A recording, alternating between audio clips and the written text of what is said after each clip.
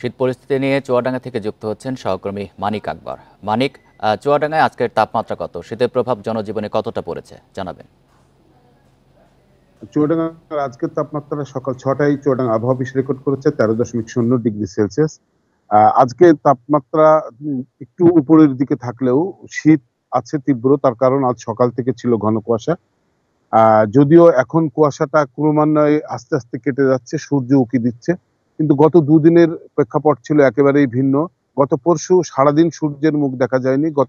গতকাল দুপুরের দিকে কিছুটা সূর্য দেখা দিয়েছিল, কিন্তু আজকে সকালে ঘন কুয়াশা থাকলেও এখন আকাশ আস্তে আস্তে পরিষ্কার হচ্ছে এবং আশা করা যাচ্ছে আজকে বোধহয় তাড়াতাড়ি কুয়াশা কেটে যাবে। আবহাওয়া অফিস থেকেও বলা হচ্ছিল যে কুয়াশা কমে আসবে, এই সাথে আস্তে আস্তে ধীরে ধীরে শীতের তাপমাত্রাটাও নিচের দিকে নামতে থাকবে।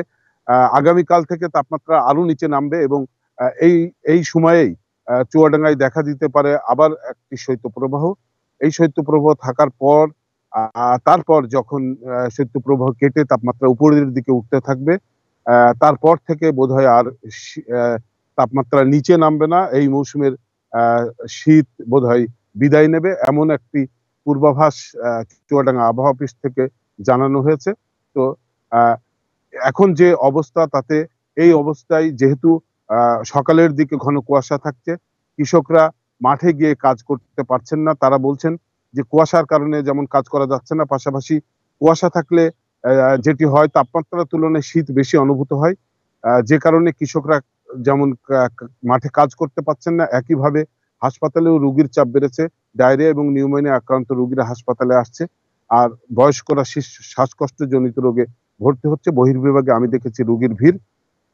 চুয়াডাঙ্গা শহরে বিশেষ করে যারা সকালের দিকে এবং সন্ধ্যায় যানবাহন চলাচল করেন, ভ্যান রিক্সা চালান, তারা বলছেন যে তাদের আয় উপার্জন সকালে এবং সন্ধ্যায়, আহ, যেহেতু মানুষের সংখ্যা কম থাকে শহরে, যে কারণে এই সময়টা তাদের পর্যাপ্ত আয় হয় না।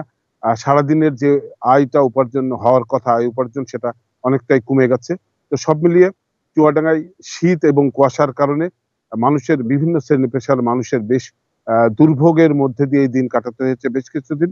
এই অবস্থার ভেতর দিয়ে চুয়াডাঙ্গার আবহাওয়ার মধ্যে চলছে চুয়াডাঙ্গার।